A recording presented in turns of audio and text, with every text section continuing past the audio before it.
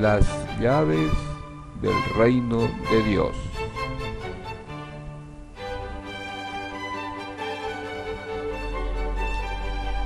Jesús le dijo a Pedro: yo te daré las llaves del reino de los cielos.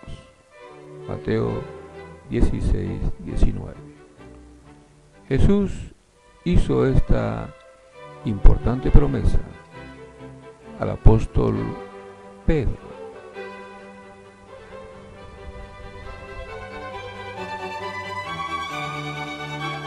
¿Cuántas llaves eran? ¿Las usó alguna vez? ¿Eran llaves literales, de puertas literales en el cielo, o eran llaves simbólicas? Sabemos que el reino de Dios es la congregación de discípulos de Jesucristo y que llegarían a formar una nueva nación, el reino de Dios. De modo que las llaves solo pueden ser llaves simbólicas. Veamos la prueba bíblica. Leamos Mateo, capítulo 16, versículos 18 hasta el 19. También, yo te digo a ti, tú eres Pedro, y sobre esta masa rocosa edificaré mi congregación, y las puertas del Hades no la subyugarán. Yo te daré las llaves del reino de los cielos, y cualquier cosa que ates sobre la tierra será la cosa atada en los cielos, y cualquier cosa que desates sobre la tierra será la cosa desatada en los cielos. Es obvio que Jesús edificará un edificio y que dará a Pedro las llaves de ese edificio. De modo que su congregación es también el reino de los cielos. Por lo tanto, las llaves que promete Jesús son llaves simbólicas. En realidad, son privilegios con relación a la congregación cristiana. Jesucristo usó al apóstol Pedro para que inicie en el discipulado cristiano a diferentes grupos de personas. Cada vez que introducía a cierto grupo, era como si estuviera usando una nueva llave. El apóstol Pablo explica a los colosenses el enorme privilegio que resulta de ser miembro de la congregación cristiana. Es como si entráramos al reino de Dios. Leamos lo que escribió Pablo a los colosenses en el capítulo 1, versículo 13, y leámoslo en diferentes traducciones. La Biblia del lenguaje actual dice: Él nos arrancó del poder de las tinieblas y nos trasladó al reino de su Hijo amado. La traducción BTX3 dice: quien nos rescató de la potestad de las tinieblas y nos trasladó al reino del Hijo de su amor. La traducción Dios habla hoy dice: Dios nos libró del poder de las tinieblas y nos llevó al reino de su amado Hijo. La palabra de Dios para todos, una traducción nueva. Dios nos rescató del poder de la oscuridad y nos hizo entrar al reino de su Hijo amado. Hay que notar que Pablo está diciendo que los cristianos ya viven en el reino del Señor Jesucristo. No es una promesa futura, es una experiencia que ya disfrutan. La primera llave El registro bíblico nos muestra que Pedro fue usado por Jesús para permitir que las personas de nacionalidad judía entraran a la congregación cristiana en el Pentecostés del año 33 de la Común. Leamos el libro de Hechos de Apóstoles, capítulo 2, versículo 14 hasta el versículo 41. Después del discurso de Pedro, notamos que 3,000 fueron bautizados.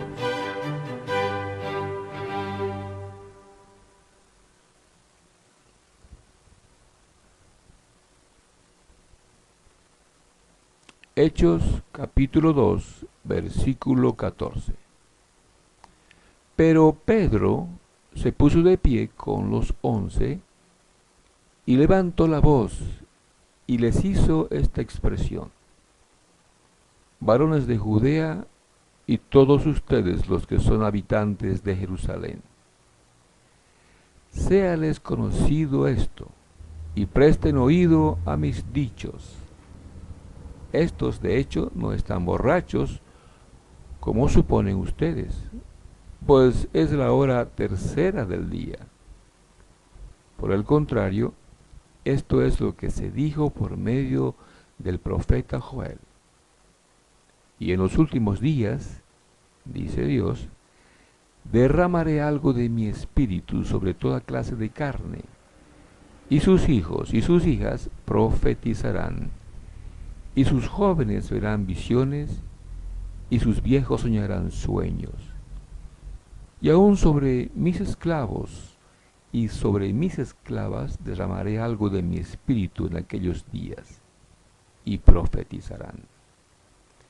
Y daré portentos presagiosos en el cielo arriba, y señales en la tierra abajo, sangre y fuego y neblina de humo. El sol será convertido en oscuridad y la luna en sangre, antes que llegue el grande e ilustre día de Jehová. Y todo el que invoque el nombre de Jehová será salvo. Varones de Israel, oigan estas palabras. A Jesús el Nazareno, varón públicamente mostrado por Dios a ustedes mediante obras poderosas y portentos presagiosos y señales que Dios hizo mediante él en medio de ustedes, así como ustedes mismos lo saben, a este hombre, como uno entregado por el consejo determinado y presciencia de Dios, ustedes lo fijaron en un madero por mano de desaforados y lo eliminaron. Pero Dios lo resucitó, desatando los dolores de la muerte, porque no era posible que él continuara retenido por ella. Porque David dice tocante a él: tenía a Jehová constantemente ante mis ojos, porque está a mi diestra, para que yo nunca sea sacudido. A causa de esto se alegró mi corazón, y se regocijó mucho mi lengua. Además, mi carne residirá en esperanza, porque no dejarás mi alma en el Hades, ni permitirás que el que te es leal vea corrupción. Me has dado a conocer los caminos de la vida, me llenarás de alegría con tu rostro.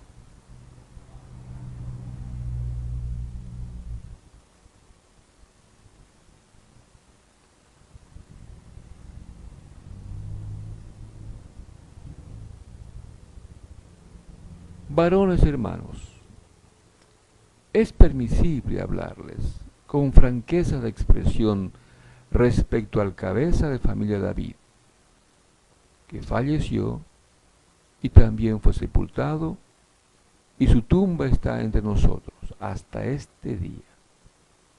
Por lo tanto, porque era profeta y sabía que Dios le había jurado con juramento que sentaría a uno del fruto de sus lomos sobre su trono, vio de antemano y habló respecto a la resurrección del Cristo, que ni fue abandonado en el Hades, ni su carne vio corrupción. A este Jesús lo resucitó Dios, del cual hecho todos nosotros somos testigos. Por eso, debido a que fue ensalzado a la diestra de Dios y recibió del Padre el Espíritu Santo prometido, Él ha derramado esto que ustedes ven y oyen. De hecho, David no ascendió a los cielos, sino que él mismo dice: Jehová dijo a mi Señor, siéntate a mi diestra, hasta que coloque a tus enemigos como banquillo para tus pies. Por lo tanto, sepa con certeza toda la casa de Israel que Dios lo hizo Señor y también Cristo a este Jesús, a quienes ustedes fijaron en un madero. Ahora bien, cuando aquellos oyeron esto, se sintieron heridos en el corazón y dijeron a Pedro y a los demás apóstoles: varones, hermanos, ¿qué haremos? Pedro les dijo: arrepiéntanse y bautícese cada uno de ustedes en el nombre de Jesucristo para perdón de sus pecados, y recibirán la dádiva gratuita del Espíritu Santo, porque la promesa es para ustedes y para sus hijos y para todos los que están lejos, para cuantos llame así Jehová nuestro Dios. Y con muchas otras palabras dio testimonio cabal y siguió exhortándolos, diciendo: sálvense de esta generación torcida. Por lo tanto, los que abrazaron su palabra de buena gana fueron bautizados. Y en aquel día unas 3,000 almas fueron añadidas. De esta manera se usó la primera llave que le había dado el Señor Jesucristo. Como notamos, es un privilegio que Jesús le dio a Pedro. Veamos la segunda llave. Un tiempo después leemos que Pedro es usado por Cristo para que los samaritanos lleguen a ser miembros de la congregación cristiana al recibir el Espíritu Santo. Leamos Hechos capítulo 8, versículo 14 al 17. Cuando los apóstoles que estaban en Jerusalén oyeron que Samaria había aceptado la palabra de Dios, les despacharon a Pedro y a Juan. Y estos bajaron y oraron para que recibieran Espíritu Santo, porque todavía no había caído sobre ninguno de ellos, sino que solo habían sido bautizados en el nombre del Señor Jesús. Entonces se pusieron a imponerles las manos y ellos empezaron a recibir Espíritu Santo. En esta ocasión, Pedro usó la segunda llave prometida por Cristo con los samaritanos. Los samaritanos fueron introducidos a la congregación cristiana por Pedro. Él usó la segunda llave que Cristo le prometió. En esta ilustración vemos a Pedro testificando a los samaritanos. La tercera llave.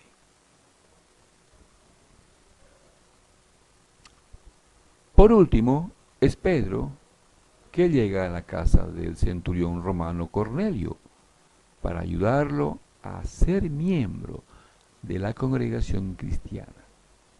Leamos Hechos de Apóstoles, capítulo 10, versículo 34 al 48.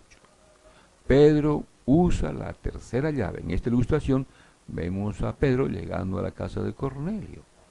Cornelio, un centurión romano, devoto, lo recibe humildemente, inclinándose ante el apóstol Pedro, y Pedro le dice que se ponga de pie, que no era necesario hacer ese tipo de recibimiento.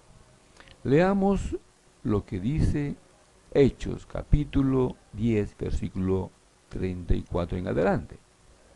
Ante aquello Pedro abrió la boca y dijo: con certeza percibo que Dios no es parcial, sino que en toda nación el que le teme y obra justicia, le es acepto. Él envió la palabra a los hijos de Israel para declararles las buenas nuevas de paz mediante Jesucristo. Este es Señor de todos los demás. Ustedes conocen el tema acerca del cual se habló por toda Judea, comenzando desde Galilea, después del bautismo que Juan predicó, a saber, que Jesús, que era de Nazaret, como Dios lo ungió con Espíritu Santo y poder, y fue por la tierra haciendo bien y sanando a todos los que eran oprimidos por el diablo, porque Dios estaba con él. Y nosotros somos testigos de todas las cosas que hizo, tanto en el país de los judíos como en Jerusalén. Pero ellos también lo eliminaron, colgándolo en un madero. Dios levantó a éste al tercer día y le concedió manifestarse, no a todo el pueblo, sino a testigos nombrados de antemano por Dios, a nosotros, que comimos y bebimos con él después que se levantó de entre los muertos. También nos ordenó que predicáramos al pueblo y que diéramos testimonio cabal de que este es aquel de quien Dios ha decretado que sean juez de vivos y de muertos.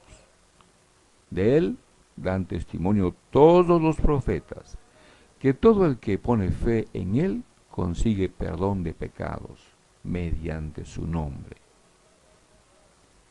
Mientras Pedro todavía estaba hablando acerca de estos asuntos, el Espíritu Santo cayó sobre todos los que oían la palabra, y los fieles que habían venido con Pedro, que eran de los circuncisos, estaban asombrados, porque la dádiva gratuita del Espíritu Santo también estaba siendo derramada sobre gente de las naciones, pues los oían hablar en lenguas y engrandecer a Dios.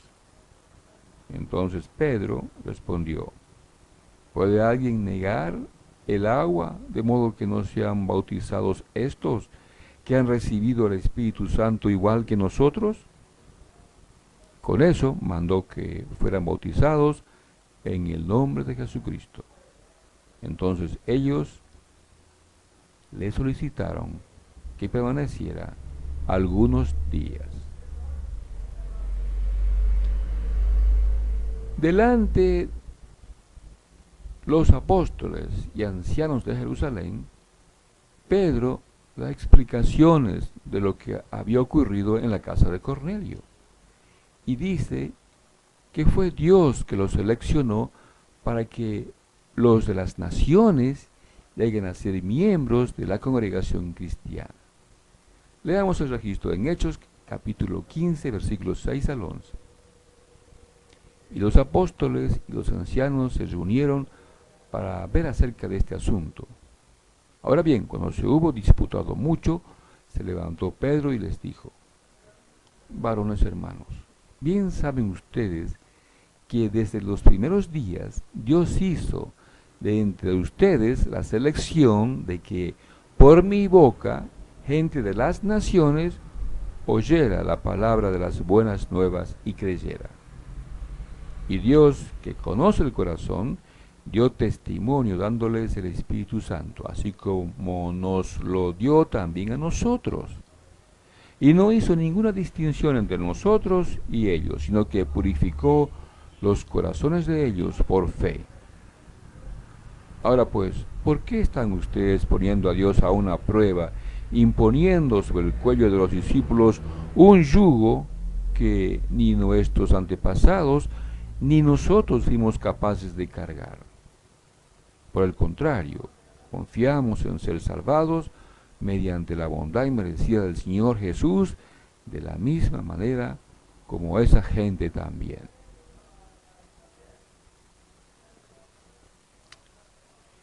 De nuestro estudio anterior, vemos que Dios no es parcial,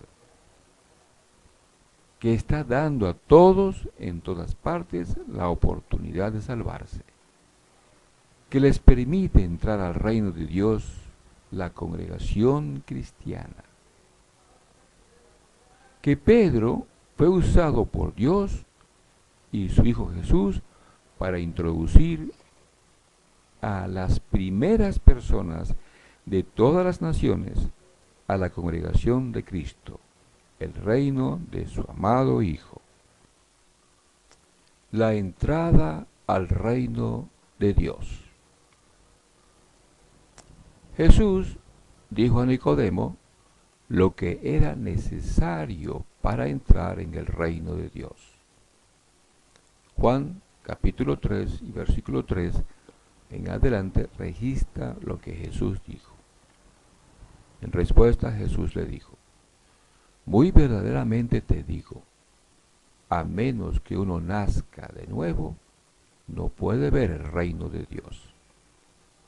Nicodemo le dijo: ¿cómo puede nacer el hombre cuando es viejo?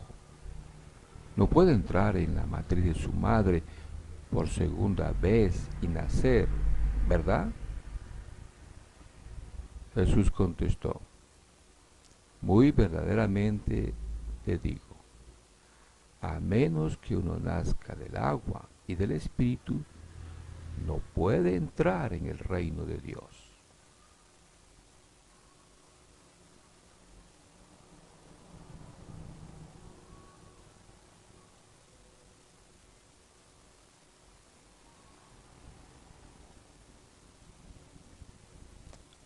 Como dijo Jesús, es absolutamente necesario nacer del agua y del Espíritu para llegar a ser miembro de la congregación de Cristo. Un ejemplo que muestra lo necesario de esto es lo que ocurrió con los samaritanos. Muchos samaritanos fueron bautizados en agua en el nombre de Cristo, pero no habían recibido el Espíritu Santo. De modo que los apóstoles despacharon a Pedro y Juan para ayudarlos a recibir el Espíritu Santo. Leamos lo que ocurrió en Hechos capítulo 8, versículo 14 en adelante.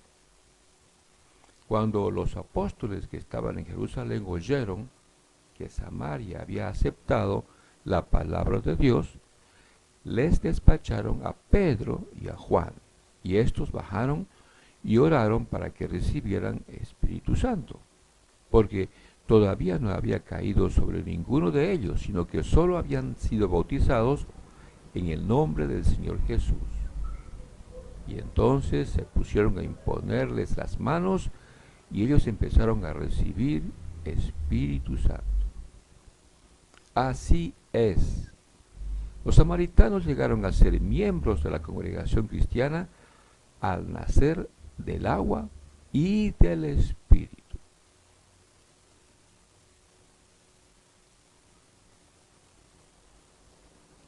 Nacer del agua. El nacimiento del agua es el bautismo cristiano. Lo puede ejecutar cualquier otro cristiano bautizado. El bautismo en agua, por inmersión, es una manifestación de su fe en Jesucristo. Se da comienzo a una nueva manera de vivir. Se vivirá a partir de ese momento en armonía con lo que Jesús enseñó. Aquí tenemos una ilustración de cómo se debe ejecutar el bautismo cristiano, en completa inmersión en agua. Nacer del Espíritu. El nacer del Espíritu equivale al bautismo en el Espíritu. Este bautismo lo ejecuta Dios por medio de su amado Hijo. Compare con Hechos capítulo 2, versículo 32 al 33. A este Jesús lo resucitó Dios, del cual hecho todos nosotros somos testigos. Por eso, debido a que fue ensalzado a la diestra de Dios y recibió del Padre el Espíritu Santo prometido, Él ha derramado esto que ustedes ven y oyen.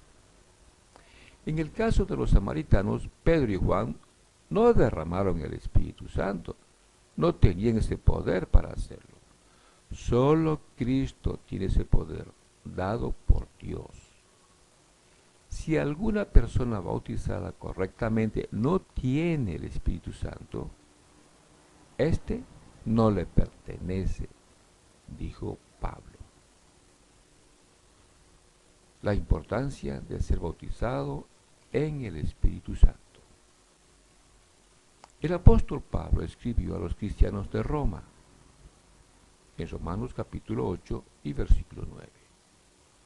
Sin embargo, ustedes no están en armonía con la carne, sino con el Espíritu, si es que el Espíritu de Dios verdaderamente mora en ustedes. Pero si alguien no tiene el Espíritu de Cristo, éste no le pertenece. Debido a esto, todos los que nos consideramos cristianos tenemos que preguntarnos, ¿he recibido el Espíritu Santo de Dios por medio de Jesucristo después de haber sido bautizado en agua?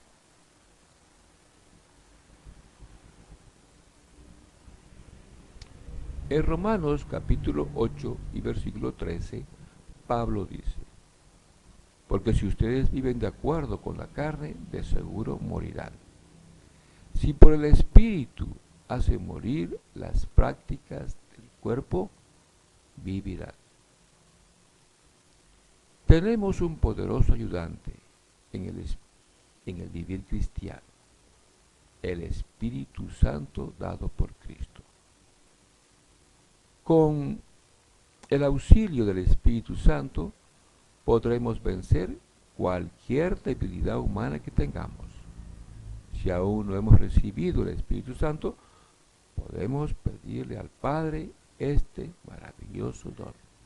Eso fue lo que Jesús nos recomendó en Lucas capítulo 11, versículo 11 al 13. Aquí tenemos una ilustración donde un hombre cristiano está pidiendo a Dios que le bautice en el Espíritu Santo. El testimonio del Espíritu. Muchas personas que han sido bautizadas en agua, pero que tienen muchas dudas de que hayan sido bautizados en Espíritu, ¿cómo pueden estar seguros de que el Señor Jesucristo me ha bautizado en Espíritu? Dice. En Romanos capítulo 8 y versículo 14 en adelante, Pablo nos ayuda a entender este tema. Porque todos los que son conducidos por el Espíritu de Dios, estos son los hijos de Dios.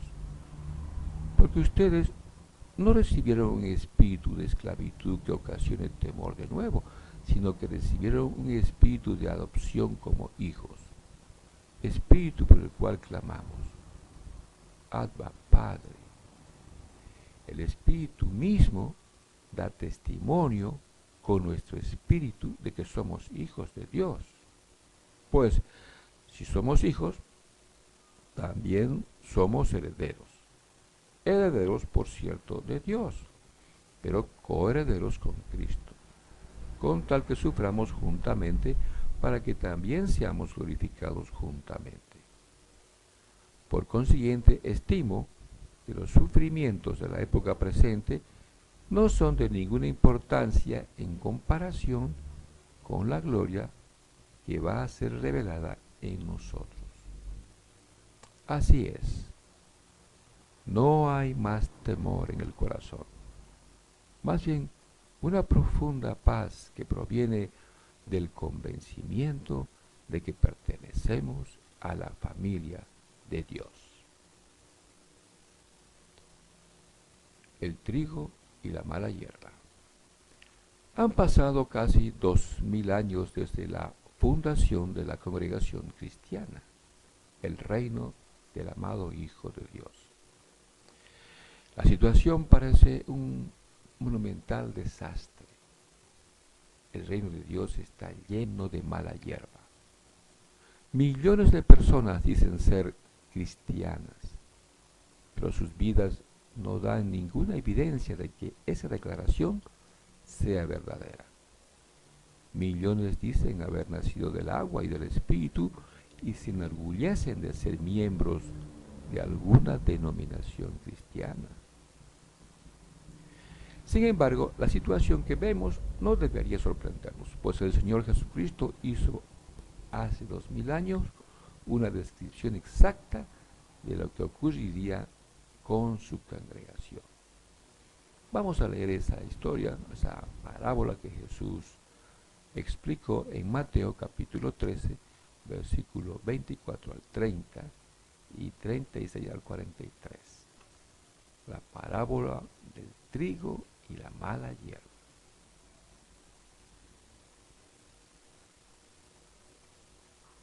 Historia del trigo y la mala hierba. Entonces Jesús les contó otra ilustración. El reino de Dios es como un hombre que un día sembró buena semilla en su campo. Pero por la noche, cuando todos estaban durmiendo, vino su enemigo y sembró mala hierba entre el trigo. Y luego se fue. Cuando el trigo creció y dio sus granos, también creció la mala hierba. Entonces los siervos del dueño de la cosecha se acercaron a él y le dijeron: Señor, usted plantó semilla buena, ¿no es cierto? Entonces, ¿por qué hay hierba mala? Él les dijo: eso lo hizo un enemigo mío. Los siervos preguntaron: ¿quieres que salgamos y quitemos la mala hierba? El dueño dijo: no, porque cuando estén arrancando la mala hierba también pueden arrancar el trigo. Dejen que ambos crezcan juntos hasta el día de la cosecha. Cuando llegue ese día, les ordenaré a los que recogen la cosecha a que primero recojan la mala hierba y hagan un bulto para quemarlo, y que después pongan el trigo en mi granero. Palabra de Dios para todos.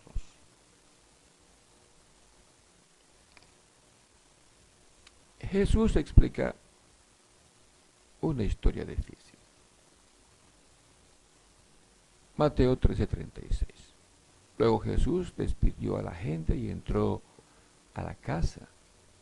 Sus seguidores se acercaron y le pidieron: explícanos la historia de la mala hierba del campo.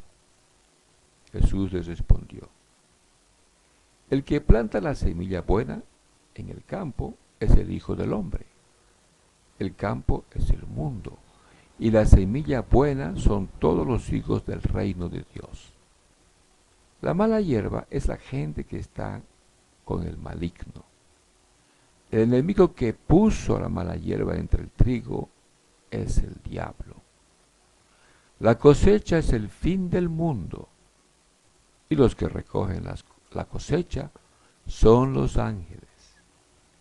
Lo mismo que le pasa a la mala hierba que se saca y se quema en el fuego, va a suceder al fin del mundo. El Hijo del Hombre enviará a sus ángeles y ellos van a juntar a todos los perversos y a los que hacían pecar a los demás y los expulsará de su reino. Los echarán al horno encendido, donde gritarán y crujirán los dientes de dolor. Entonces los justos brillarán como el sol en el reino de su Padre. Oigan bien lo que les digo. Palabra de Dios para todos.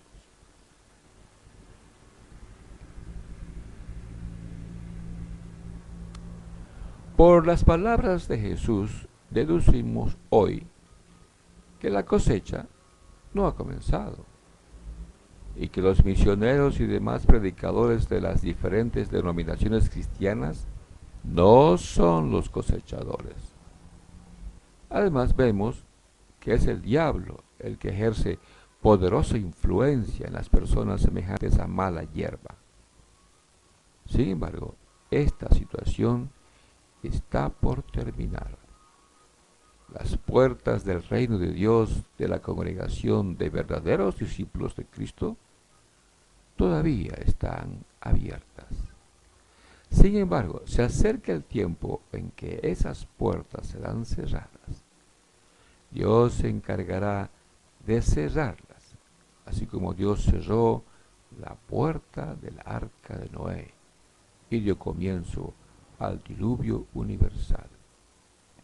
Leamos el registro que está en Génesis capítulo 7. Génesis 7:15. Y siguieron yendo a Noé, dentro del arca, de dos en dos, de toda clase de carne, en la cual estaba activa la fuerza de vida. Y los que iban entrando, macho y hembra, de toda clase de carne, entraron, tal como le había mandado Dios. Después, Jehová cerró tras él la puerta. Así es, el reino de Dios, la congregación cristiana, tiene sus puertas abiertas todavía. Pero llegará el día en que se cerrarán esas puertas, así como en el caso del tiempo del diluvio, Dios cerró las puertas, así también la oportunidad de entrar a la congregación de verdaderos discípulos de Cristo semejante a trigo se cerrarán. Dios habrá cerrado las puertas.